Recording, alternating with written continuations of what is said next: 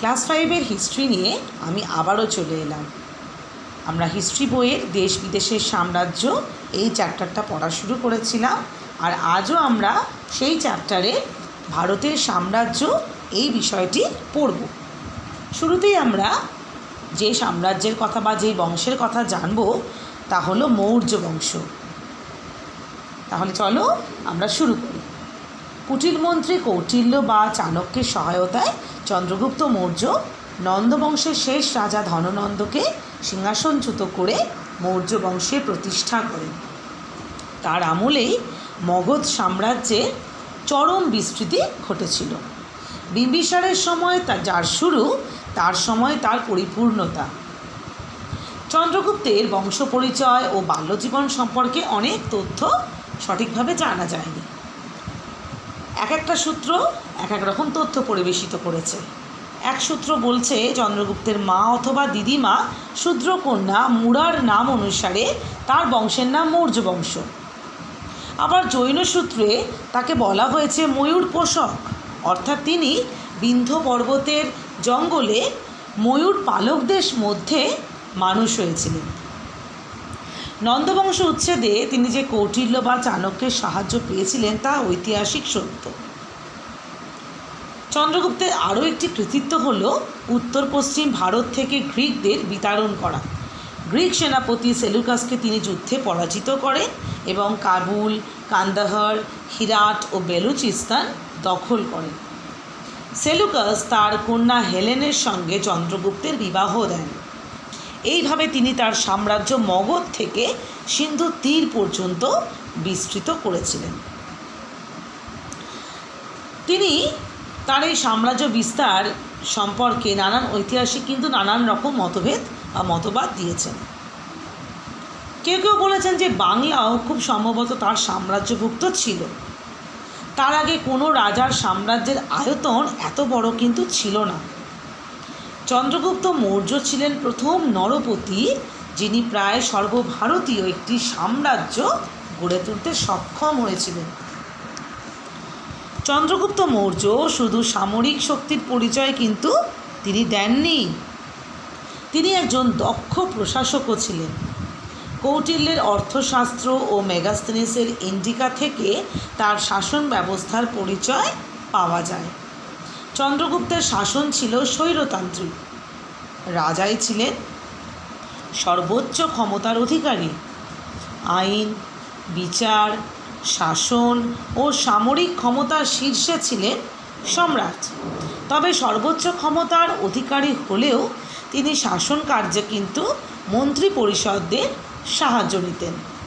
রাজা অবশ্য ইচ্ছা করলে মন্ত্রী পরিষদদের সুপারিশ অগ্রাহ্য করতে পারতেন। রাজকার্য সাহায্য করার জন্য তিনি বিভিন্ন কর্মচারীও নিযুক্ত করেছিলেন। এদের মধ্যে অমাত্যরা ছিলেন রাজস্ব, অর্থ, বিচার, প্রশাসন প্রভৃতি গুরুত্বপূর্ণ পদে প্রতিষ্ঠিত। অর্থশাস্ত্র থেকে আমরা 18টা সর্বোচ্চ পদের নাম জানতে পারি, যার মধ্যে মন্ত্রী, পুরোহিত, যুবরাজ ও সেনাপতি ছিলেন প্রধান। বিভিন্ন বিভাগের দায়িত্ব থাকত অধ্যক্ষদের হাতে। অর্থশাস্ত্রে 32 জন অধ্যক্ষের নাম পাওয়া যায়। কর্মচারী নিয়োগের ক্ষেত্রে জাতিগত বা সম্প্রদায়গত কোনো বাধা ছিল না। কর্মচারীদের নগদ বেতন দেওয়া হতো। মৌর্য সম্রাট গুপ্তচর মারফত দেশের সমস্ত খবরাখবর রাখতেন। রাজা বিচার বিভাগের প্রধান হলেও গ্রাম এবং শহরে বিশেষ বিচারালয় ছিল। মৌর্য যুগে উৎপন্ন শস্যের 6 ভাগের 1 ভাগ অংশ রাজস্ব হিসাবে কিন্তু গ্রহণ করা হতো, যদিও প্রয়োজনে এই হার কমানো বা বাড়ানো যেত। এই যুগে 2 ধরনের করের কথা আমরা জানতে পারি। এক হচ্ছে ভাগ, আরেকটি হচ্ছে বলি।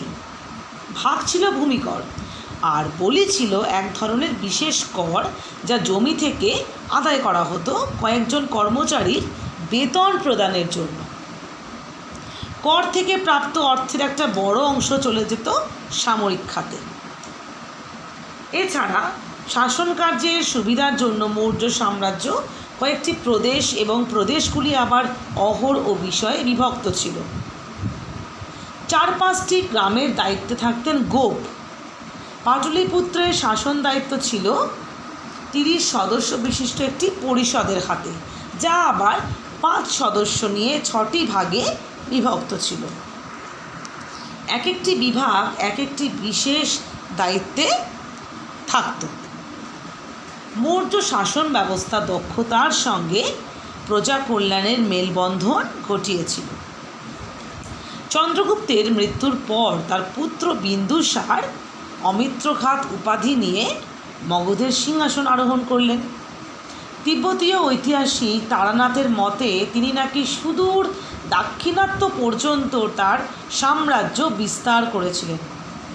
আর তার মৃত্যুর পর অশোক মগধের সিংহাসনে বসেন।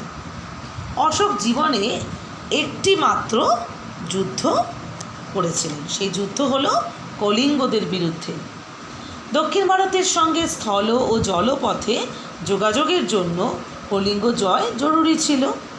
অশোক অনায়াসেই কলিঙ্গ জয় করেন, কিন্তু যুদ্ধের ভয়াবহ রূপ এবং রক্তক্ষয় দেখে তার মনে অনুশোচনা হয়। তিনি যুদ্ধ ত্যাগ করে বৌদ্ধ ধর্ম গ্রহণ এবং ধর্মপ্রচারে মন দেন। অনেক ঐতিহাসিক অবশ্য বলেছেন যে অশোক কলিঙ্গ যুদ্ধের আগেই বৌদ্ধ ধর্ম গ্রহণ করেছিলেন। এরপর তিনি আর যুদ্ধ করেননি।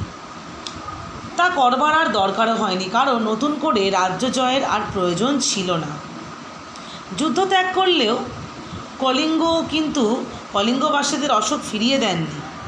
যাই হোক, এই যুদ্ধের ফলে মৌর্য সাম্রাজ্যের চূড়ান্ত বিস্তৃতি ঘটেছিল। উত্তরে কাবুল উপত্যকা, জোন, কাম্বোজ ও গান্ধার থেকে দক্ষিণে গোদাবরী, কৃষ্ণ অববাহিকার অন্তরাজ্য, উত্তর মহীশূর পর্যন্ত তার সাম্রাজ্য বিস্তৃত ছিল। বাংলা তার সাম্রাজ্যভুক্ত ছিল কিনা বলা কঠিন, কারণ কোনো শিলালিপি আবিষ্কৃত হয়নি। তবে হিউয়েন-সাং তাম্রলিপ্ত সমতট, কুণ্ডুবর্ধন প্রমুখ স্থানে অশোকের স্তূপ দেখেছিলেন। তাই অনেকে মনে করেন যে বাংলা অশোকের সাম্রাজ্যভুক্ত ছিল, তবে কামরূপ তার সাম্রাজ্যের বাইরে ছিল। এবার আমরা অশোকের ধর্ম সম্পর্কে জানি। বৌদ্ধ ধর্মে দীক্ষিত হবার আগে অশোক ব্রাহ্মণ ধর্মের প্রতি কিন্তু নিষ্ঠাবান ছিলেন। তবে বৌদ্ধ ধর্মে দীক্ষিত হলেও অশোক একজন সাধারণ উপাসকই ছিলেন। সর্বত্যাগী সন্ন্যাসী তিনি কিন্তু ছিলেন না। সর্বদাই তিনি রাজধর্ম ও রাজার কর্তব্য পালন করে গেছেন। ব্যক্তিগত জীবনে তিনি বৌদ্ধ ধর্মের উপাসক হলেও জনগণের মধ্যে তিনি যে ধর্মমত প্রচার করেন তা প্রকৃতই বৌদ্ধ ধর্ম ছিল কি না তা নিয়ে অনেক ঐতিহাসিক প্রশ্ন তুলেছেন। লক্ষণীয় যে তিনি তার প্রচারিত ধর্মকে বৌদ্ধ ধর্ম না বলে শুধু ধর্ম বা ধম্ম বলে অভিহিত করেছিলেন। আসলে জনগণের মধ্যে প্রচারের জন্য যে আদর্শ তিনি স্তম্ভলিপি ও শিলালিপির মাধ্যমে ছড়িয়েছিলেন, তার প্রধান উদ্দেশ্য ছিল সাধারণ মানুষের নৈতিক ও মানসিক উৎকর্ষ সাধন করা। তাই তিনি কোনো বিশেষ ধর্মের আদর্শ প্রতিফলিত করতে চাননি। মানবতার আদর্শ ও সর্বধর্মের সারবস্তু তিনি জনসাধারণের কাছে তুলে ধরতে চেয়েছিলেন। তিনি জানতেন যে সাধারণ গৃহীর পথ আর সন্ন্যাসত্যাগী বৌদ্ধ ভিক্ষুর পথ কিন্তু এক নয়। আর তাই তিনি কিছু নৈতিক অনুশাসন জনগণের মধ্যে প্রচার করেছিলেন। সেগুলি কি? সেগুলো হলো দয়া, দান, সত্যানুরাগ, সুচিতা, নম্রতা, সংযম, ভাবশুদ্ধি, সাধুতা, অল্প ব্যয়, অল্প সঞ্চয়, অহিংসা, সৎ আচরণ, এইগুলো। তিনি নিষ্ঠুরতা, ক্রোধ, ঈর্ষা এই সব থেকে বিরত থাকারও উপদেশ দিয়েছিলেন। তিনি জোর দিয়েছিলেন পিতামাতা ও গুরুজনদের প্রতি শ্রদ্ধা জ্ঞাপন, দাস ও ভৃত্যদের প্রতি সৎ ব্যবহার, অন্য ধর্ম ও সম্প্রদায়ের প্রতি শ্রদ্ধা প্রদর্শন ইত্যাদির ওপর। তিনি নিজে ব্রাহ্মণ ও আজীবকদের প্রতি শ্রদ্ধাশীল ছিলেন। পরধর্ম সহিষ্ণুতা তাকে কিন্তু মহান করেছে। অশোক কিন্তু নানান জনহিতকর কাজও করে গেছিলেন। যেমন তিনি বলেছিলেন, সকল মানুষই আমার সন্তান। সন্তান তুল্য প্রজাদের সুখী করা, তাদের হিত সাধন করাই ছিল তার জীবনের উদ্দেশ্য। তিনি সারা জীবন রাজ্যব্যাপী জলকষ্ট দূর করতে কূপ খনন করেছেন, জনসাধারণের সুবিধার জন্য রাস্তার দুধারে বৃক্ষরোপণ করেছেন, আম্রকুঞ্জ স্থাপন করেছেন, সরাইখানা ও দাতব্য চিকিৎসালয় স্থাপন করেছেন, পশু চিকিৎসার ব্যবস্থা করেছিলেন, অপরাধীদের জন্য শাস্তির পরিমাপ লাঘব করারও চেষ্টা করেছিলেন। অশোক মৃত্যুদণ্ড রহিত করেননি। তিনি মৃত্যুদণ্ডপ্রাপ্ত ব্যক্তিকে 3 দিনের অবকাশ লাভের সুযোগ দিয়েছিলেন। অশোক পশু হত্যা নিষিদ্ধ করেছিলেন। শুধু ভারতে নয়, পৃথিবীর ইতিহাসে অশোক এক ব্যতিক্রমী সম্রাট। আলেকজান্ডার, জুলিয়াস সিজার ও নেপোলিয়নের মতো তিনি দিগ্বিজয়ী বীর ছিলেন না। রাজ্য বিস্তার নয়, ধর্মবিজয় ছিল তার নীতি। প্রজাদের হৃদয় জয় ছিল তার মূল লক্ষ্য। প্রজা কল্যাণ ছিল তার রাজধর্ম। প্রজাদের তিনি দেখতেন সন্তানের মতো। জনহিতকর কাজ করে তিনি তার দায়িত্ব ও কর্তব্য শেষ করেননি। ধর্মের মাধ্যমে তিনি প্রজাদের নৈতিক ও মানসিক উন্নতির জন্য আন্তরিক ও ঐকান্তিক চেষ্টা করেছিলেন। তিনি কেবল ভারতবাসীর আত্মিক উন্নতির কথা চিন্তা করেননি, সমগ্র মানবজাতির নৈতিক ও পারমার্থিক উন্নতির এমন দরদি প্রয়াস পৃথিবীর ইতিহাসে আর কোনো রাজার মধ্যে দেখা যায়নি। ক্ষমা ও দয়া তার কাছে খুব দুর্বলতার জায়গা ছিল। রাজধর্ম পালনে তিনি কঠোরতা ও কোমলতার সেতু বন্ধন করেছিলেন। অশোক নিঃসন্দেহে পৃথিবীর শ্রেষ্ঠ সম্রাট। ডক্টর হেমচন্দ্র রায়চৌধুরীর মতে অশোকের মধ্যে ছিল চন্দ্রগুপ্তের উদ্যম, সমুদ্রগুপ্তের বহুমুখী প্রতিভা ও আকবরের উদারতা। মৌর্য সাম্রাজ্যের পতনের পর যে সমস্ত বৈদেশিক জাতি ভারতে অনুপ্রবেশ করেছিল, তাদের মধ্যে কুষাণরাই ছিল সর্বাপেক্ষা উল্লেখযোগ্য।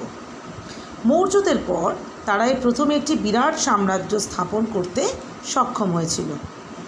কুষাণদের ভারতের প্রবেশের ইতিহাস অত্যন্ত চিত্তকর্ষক। চীনের উত্তর পশ্চিম অংশে ইউচি নামে এক যাযাবর জাতি বাস করত। হিউ নু নামে অপর এক যাযাবর জাতির তাড়া খেয়ে তারা সিরদরিয়া নদী তীরবর্তী অঞ্চলে এসে সেখান থেকে শকদের বিতাড়িত করে বসবাস করতে শুরু করে। কিন্তু হিউনুরা এই অঞ্চল থেকেও তাদের উৎখাত করায় তারা আবার শকদের, যারা ইতিপূর্বে তাদের তাড়া খেয়ে ব্যাকট্রিয়ায় বসতি স্থাপন করেছিল, ব্যাকট্রিয়া থেকে উৎখাত করে। শকেরা বাধ্য হয়ে ভারত আক্রমণ করে। যাই হোক, ব্যাকট্রিয়ার আসার পর ইউচিদের দলগত সংহতি বিনষ্ট হয় এবং তারা 5টি ভাগে বিভক্ত হয়। এই 5টি যে ভাগ, তাদের মধ্যে কুষাণরাই ছিল অন্যতম। আর এই কুষাণদের মধ্যে কনিষ্ক ছিলেন শ্রেষ্ঠ রাজা, অর্থাৎ এই কুষাণ বংশের শ্রেষ্ঠ রাজা ছিলেন কনিষ্ক। আর এবার আমরা কনিষ্ক সম্পর্কে একটু জেনে নিই। কনিষ্কর আমলেই কিন্তু কুষাণ সাম্রাজ্য সর্বাপেক্ষা বেশি বিস্তৃতি লাভ করেছিল। উত্তর ভারতের ইতিহাসে এক অত্যন্ত গুরুত্বপূর্ণ ভূমিকা পালন করেছিল। কনিষ্কের সিংহাসন আরোহণের তারিখ সম্পর্কে ঐতিহাসিকদের মধ্যে নানান মতভেদ আছে। তবে অধিকাংশ পণ্ডিতরাই মনে করেন যে 78 খ্রিস্টাব্দে শকাব্দ নামে যে বর্ষগণনা শুরু হয়, কনিষ্কই ছিলেন তার প্রবর্তক। কনিষ্কের রাজ্য জয় ও সাম্রাজ্যের সঠিক সীমারেখা প্রসঙ্গে কিছু কিছু অস্পষ্টতা ও অনিশ্চয়তা আছে। হিউয়েনসাংয়ের মতে কনিষ্কের বিশাল সাম্রাজ্যের রাজধানী ছিল পুরুষপুর বা বর্তমান পেশোয়ার। কলহনের রচনা থেকে জানা যায় কাশ্মীর তার সাম্রাজ্যভুক্ত ছিল। সাকেত ও পাটলিপুত্রের রাজাদের সঙ্গেও তার সংঘর্ষের কথা সাহিত্যিক উপাদান থেকে জানা যায়। পশ্চিম ভারতের সৌরাষ্ট্র ও কাথিয়াবাড়ে কুষাণ আধিপত্য প্রতিষ্ঠিত হয়েছিল বলে অনেক ঐতিহাসিকরা দাবি করেন। তবে যাই হোক, বিভিন্ন সূত্রে প্রাপ্ত তথ্য থেকে মনে করা যায় যে কনিষ্কের সাম্রাজ্য উত্তরে কাশ্মীর থেকে দক্ষিণে সাঁচি, পশ্চিমে সিন্ধু উপত্যকা থেকে পূর্বে বারাণসী পর্যন্ত বিস্তৃতি লাভ করেছিল। ভারতের বাইরেও কিন্তু কনিষ্ক তার সাম্রাজ্য বৃদ্ধি করার চেষ্টা করেছিলেন। তিনি নাকি মধ্য এশিয়াস্থিত গোবি মরুভূমি পর্যন্ত নিজের সাম্রাজ্যভুক্ত করেন। হিউয়েনসাংয়ের বিবরণ থেকে জানা যায় তিনি চীনের সম্রাটের বিরুদ্ধে যুদ্ধে অবতীর্ণ হয়ে পূর্ব তুর্কিস্তান দখল করেন, কিন্তু পরে তিনি চীনদের হাতে পরাজিত হন। চীনের বিরুদ্ধে তার সংঘর্ষের সঠিক ও নির্ভরযোগ্য বিবরণ পাওয়া যায় না, তবে অনুমান করা যায় যে চীনে তার সুপ্রতিষ্ঠিত আধিপত্য সুপ্রতিষ্ঠিত হয়নি। বিভিন্ন দৃষ্টিকোণ থেকে বিচার করলে দেখা যায় যে মৌর্য সাম্রাজ্যের পতনের পর গুপ্ত যুগের অভ্যুত্থানের আগে ভারত ইতিহাসের শ্রেষ্ঠ নরপতির মর্যাদা কিন্তু কনিষ্কেরই প্রাপ্য। তবে প্রশাসক হিসাবে কনিষ্কের মূল্যায়ন করা সহজসাধ্য কাজ নয়, কারণ তার রাজ্য শাসন পদ্ধতি সম্পর্কে আমাদের কিন্তু জ্ঞান খুব বেশি নেই। তবে অনুমান করা যেতে পারে শাসক হিসাবেও তিনি যথেষ্ট দক্ষতার পরিচয় দিয়েছিলেন। তা না হলে এত বড় সাম্রাজ্য তিনি কিন্তু টিকিয়ে রাখতে পারতেন না। কনিষ্কের মৃত্যুর পর ধীরে ধীরে কুষাণ সাম্রাজ্যের অবক্ষয় শুরু হয়। বশিষ্ঠ, দ্বিতীয় কনিষ্ক, দ্বিতীয় বাসুদেব প্রমুখ পরবর্তী রাজাদের যোগ্যতা কখনোই কনিষ্কের মতন ছিল না। তার ফলস্বরূপ ধীরে ধীরে এই সাম্রাজ্য ধ্বংসের দিকে এগোতে থাকে। এবার আমরা গুপ্ত সাম্রাজ্যের কথা জানব। গুপ্ত সাম্রাজ্যের প্রকৃত প্রতিষ্ঠাতা ছিলেন প্রথম চন্দ্রগুপ্ত। তিনি লিচ্ছবি রাজকন্যা কুমার দেবীকে বিবাহ করে গাঙ্গেয় উপত্যকায় নিজ প্রাধান্য স্থাপন করেছিলেন। মৃত্যুর পূর্বে তিনি পুত্র সমুদ্রগুপ্তকে নিজ উত্তরাধিকারী বলে ঘোষণা করে যান এবং প্রথম চন্দ্রগুপ্ত তিনি তার সাম্রাজ্য উত্তরপ্রদেশের পূর্বাংশ, বিহার, এমনকি বাংলা পর্যন্ত বিস্তৃতি লাভ করিয়েছিলেন। গুপ্ত রাজাদের মধ্যে সমুদ্রগুপ্ত ছিলেন শ্রেষ্ঠ। শৌর্যবীর্য, চারিত্রিক দৃঢ়তা, সংস্কৃতির প্রতি পৃষ্ঠপোষকতার জন্য তিনি ভারত ইতিহাসে এক অত্যন্ত মর্যাদাপূর্ণ স্থান অধিকার করে আছেন। সমুদ্রগুপ্ত সিংহাসন লাভের পরেই রাজ্য বিস্তারে মন দেন। অশোকের শান্তি ও অহিংসা নীতি অর্জন তিনি করেননি, তিনি সেটাকে বর্জন করেছিলেন এবং তিনি সামরিক শক্তির সাহায্যে এক সাম্রাজ্যবাদী নীতি অনুসরণ করেন। সমুদ্রগুপ্ত প্রথম ভাগে তিনি কিন্তু একটা কাজ করেছিলেন। প্রথম দিকে তিনি তার যে রাজ্য তিনি যে জয় করেছিলেন, যে রাজ্য, সেই রাজ্যকে তিনি মোটামুটি 5টি ভাগে ভাগ করেছিলেন। প্রথম ভাগে রয়েছে গঙ্গা যমুনার মধ্যবর্তী এলাকার রাজ্য। এই অঞ্চলে রাজাদের পরাজিত করে সমুদ্রগুপ্ত তাদের রাজ্য সরাসরি গুপ্ত সাম্রাজ্যের অন্তর্ভুক্ত করে। দ্বিতীয় তিনি যে রাজ্য জয় করেছিলেন সেই ভাগে পড়ে পূর্ব হিমালয় সেই অবস্থিত রাজ্যগুলো এবং নেপাল, আসাম প্রভৃতি সীমান্তবর্তী অঞ্চল। এখানকার রাজারা সমুদ্রগুপ্তের বাহুবলের পরিচয় পেয়েছিলেন। পাঞ্জাবের কয়েকটি প্রজাতন্ত্রী রাষ্ট্রকেও এই তালিকার অন্তর্ভুক্ত করা হয়। তৃতীয় ভাগে রয়েছে বিন্ধ্য অঞ্চলের অটবিক রাজ্যগুলি এবং চতুর্থ ভাগে উল্লিখিত রয়েছে দক্ষিণ ভারতে পরাজিত 12 জন রাজার নাম। অবশেষে পঞ্চম ভাগে শক ও কুষাণ রাজাদের নামের তালিকা রয়েছে। এইভাবে সমুদ্রগুপ্ত তিনি যে রাজ্যগুলো জয় করেছিলেন সেগুলো নানান 5টি ভাগের মধ্যে তিনি সেগুলো কিন্তু পরিচালিত করতেন। আর সমুদ্রগুপ্ত তার সামরিক অভিযানের সাফল্যের কারণে ভারতের ইতিহাসে এক অবিস্মরণীয় স্থান দখল করে আছেন এবং তিনি একটি ক্ষুদ্র রাজ্য থেকে এক বিশাল সাম্রাজ্য প্রতিষ্ঠা করতে কিন্তু তিনি সক্ষম হয়েছিলেন। আর সমুদ্রগুপ্তের পর সমুদ্রগুপ্তের পুত্র দ্বিতীয় চন্দ্রগুপ্তের রাজত্বকাল গুপ্তযুগের ইতিহাসে এক গৌরবময় অধ্যায়। দ্বিতীয় চন্দ্রগুপ্ত পিতার দিগ্বিজয়ী নীতি অনুসরণ করেন, কিন্তু তিনি কেবল বাহুবলের দ্বারা রাজ্য জয় করার চিন্তা এটাতে কিন্তু তিনি সহমত ছিলেন না। তিনি তার সবচেয়ে উল্লেখযোগ্য কৃতিত্ব হল শকদের বিরুদ্ধে যুদ্ধের সাফল্য। যুদ্ধ জয়ের স্মৃতিতে তিনি এক রৌপ্য মুদ্রার প্রচলন করেছিলেন। শকদের পরাজয়ের ফলে ভারতের উত্তর পশ্চিম সীমান্ত সুরক্ষিত হয়। তাছাড়া তিনি ভূমধ্যসাগর অঞ্চলে ভারতীয় বণিকদের প্রসার ঘটান। এরপর তিনি দাক্ষিণাত্যের পশ্চিম অঞ্চলেও নিজ প্রাধান্য বিস্তার করেন। চন্দ্রগুপ্ত বিভিন্ন মুদ্রায় বিক্রমাদিত্য উপাধি ব্যবহার করেছেন। শকদের পরাজিত করে তিনি শকারি উপাধিও গ্রহণ করেছিলেন। তাই অনেকের মতে দ্বিতীয় চন্দ্রগুপ্ত হচ্ছেন বিক্রমাদিত্য শকারি, যা রাজসভা কালিদাস ও বরাহমিহির সহ 9 জন রত্ন অলঙ্কৃত করতেন। অবশ্য নবরত্নের সবাই তার সমসাময়িক ছিলেন কিনা তা নিয়ে সন্দেহ আছে। চন্দ্রগুপ্তের রাজত্বকালে বিখ্যাত চৈনিক পর্যটক ফাহিয়েন ভারতে আসেন। তার রাজত্বকাল ভারতের ইতিহাসে চিরস্মরণীয় হয়ে আছে সংস্কৃতির ক্ষেত্রে চরম উৎকর্ষতার জন্য। দ্বিতীয় চন্দ্রগুপ্তের পর তার ছেলে কুমারগুপ্ত সিংহাসনে বসেন। তারপরে আসেন তার ছেলে স্কন্দগুপ্ত। এই সময় হুনরা ভারত আক্রমণ করেন। স্কন্দগুপ্তের হাতে হুনরা পরাজিত হয়। তার কাছে স্বীকার করেন, নিজেদের আত্মসমর্পণ করেন, নিজেদের হার স্বীকার করেন। যদি তার মৃত্যুর পর গুপ্ত সাম্রাজ্যের পতন কিন্তু শুরু হয়। এবার আসি হর্ষবর্ধনের কথায়। থানেশ্বরের রাজা হর্ষবর্ধন ভারতে একটি বড় সাম্রাজ্য গড়ে তুলেছিলেন, যদিও তার আধিপত্য কিন্তু উত্তর ভারতের মধ্যেই সীমাবদ্ধ ছিল। দক্ষিণের কোনো রাজ্য তিনি কিন্তু জয় করতে পারেননি।